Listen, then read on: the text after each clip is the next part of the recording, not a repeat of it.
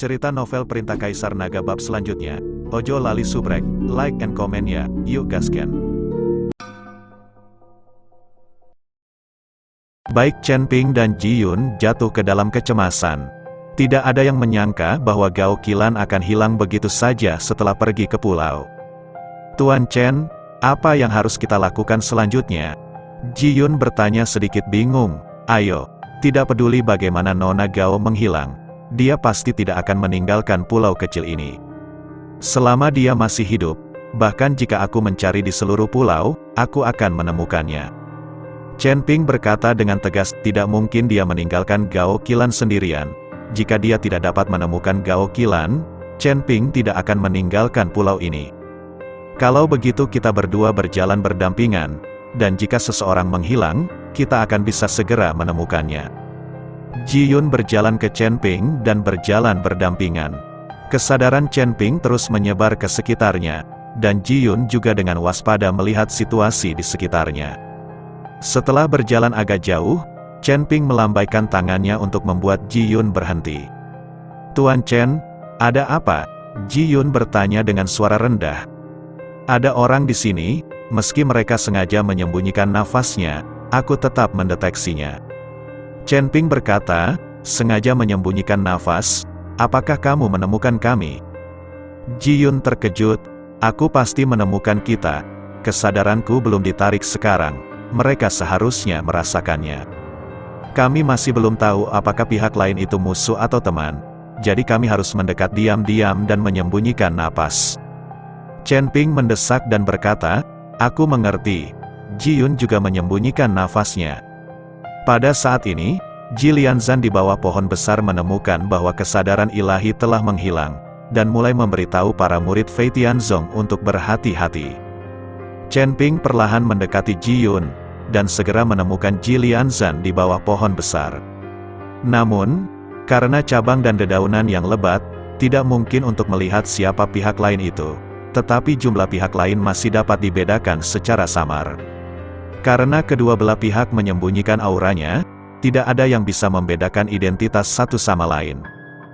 Ji Yun, apakah Sekte Fei Tianmu memiliki cara khusus untuk mengidentifikasi mereka, dan mencari tahu apakah orang-orang itu termasuk Sekte Fei Tianmu? Chen Ping takut salah paham, jadi dia ingin Ji Yun mengetahui identitas pihak lain terlebih dahulu.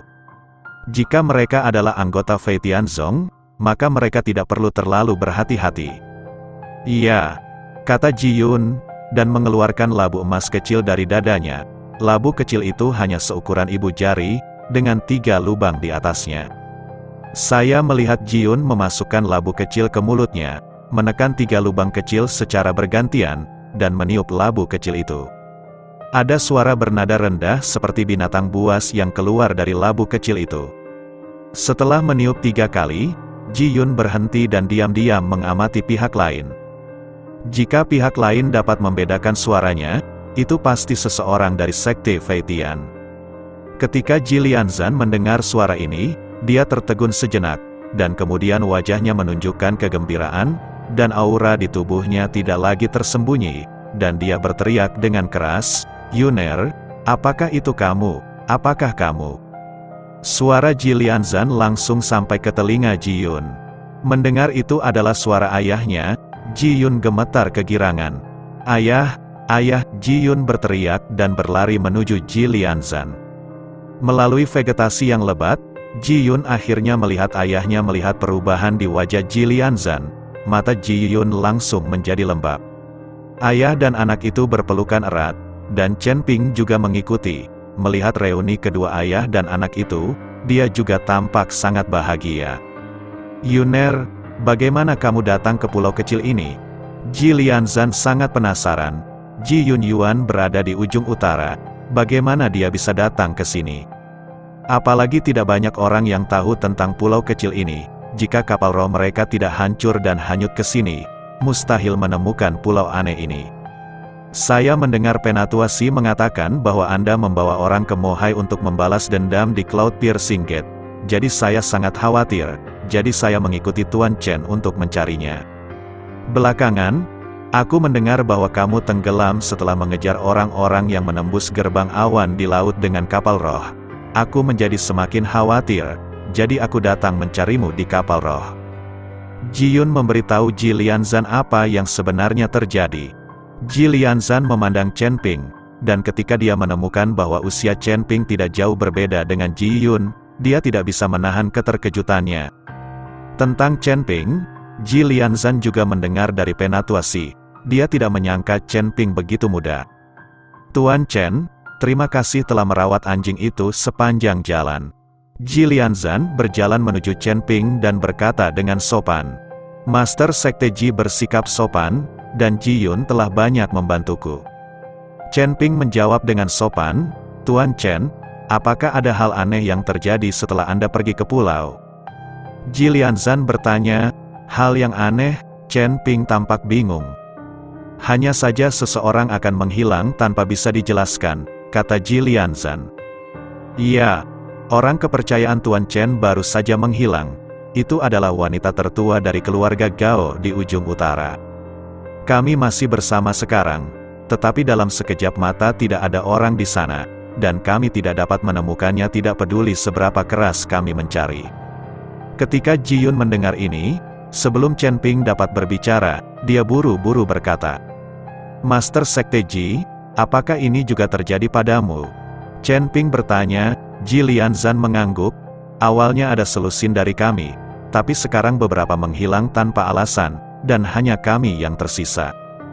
Dari sudut pandang ini, pulau kecil ini benar-benar aneh.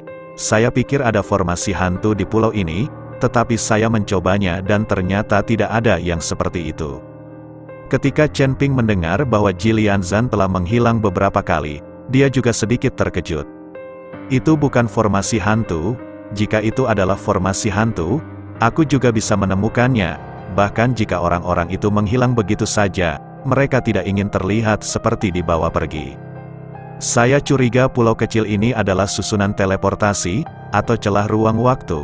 Orang yang hilang pergi ke tempat lain melalui susunan teleportasi atau celah ruang waktu. Ji Lianzan mengungkapkan tebakannya, sangat mungkin, Chen Ping juga setuju. Untuk hal-hal seperti penghilangan tiba-tiba semacam ini, selain susunan teleportasi dan celah ruang waktu, tidak ada cara lain untuk mencapainya. Lalu apa yang harus kita lakukan selanjutnya? Ji Yun bertanya. Ini berkah, bukan kutukan. Ini bencana yang tidak bisa dihindari. Sekarang kamu sudah sampai di pulau kecil ini, ayo lanjutkan. Mustahil bagi Chen Ping untuk berhenti dan menunggu. Tidak peduli apakah Gao Qilan dipindahkan ke tempat lain atau tidak, Chen Ping harus mencari tahu rahasia pulau kecil ini. Tidak ada cara untuk menunggu di sini, jadi aku hanya bisa terus berjalan. Ji Lianzan juga setuju dengan pendekatan Chen Ping, dan dia tidak ingin menunggu di sini lebih lama lagi. Karena mereka semua memilih untuk terus berjalan, Chen Ping menggambar beberapa mantra dan meminta semua orang untuk memakainya. Dengan cara ini, jika seseorang menghilang begitu saja, Chen Ping dapat menggunakan mantra untuk menentukan lokasi pihak lain. Dengan jimat ini, para murid dari Sekte Fei Tian juga merasa nyaman. Saya tidak menyangka Tuan Chen bisa mengeja mantra di usia yang begitu muda. Ji Lianzan kagum, lagi pula, di dunia surga dan manusia, tidak banyak master yang bisa mengeja mantra. Jika tidak, beberapa slip giok mantra tidak akan begitu mahal, bahkan slip giok transmisi suara yang paling umum tidak terjangkau oleh orang biasa. Ayah, kamu belum sepenuhnya melihat kekuatan magis Tuan Chen, dia maha kuasa.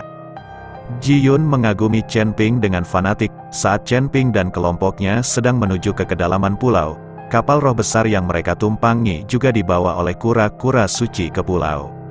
Melihat pulau kecil di depan mereka, semua orang kaget dan takjub. Terutama staf di kapal roh, mereka telah berlayar di lautan tinta selama bertahun-tahun, tetapi mereka tidak pernah tahu bahwa ada pulau kecil di sini. Melihat pulau dengan barisan pepohonan di depan mereka, banyak biksu melompat dari perahu roh dan pergi ke pulau itu satu persatu. Ada juga beberapa biksu pemalu yang memilih untuk tetap berada di kapal roh karena takut akan bahaya pulau. Ye Fengqing memerintahkan staf untuk segera memperbaiki kapal roh, dan dia juga pergi ke pulau. Setelah itu, Zhou Tai membawa orang-orang ke pulau itu, serta penatua hantu Gunung Iblis. yang juga datang ke pulau itu. Beberapa biksu tinggal di pantai, sementara lebih banyak biksu berjalan menuju hutan lebat di pulau.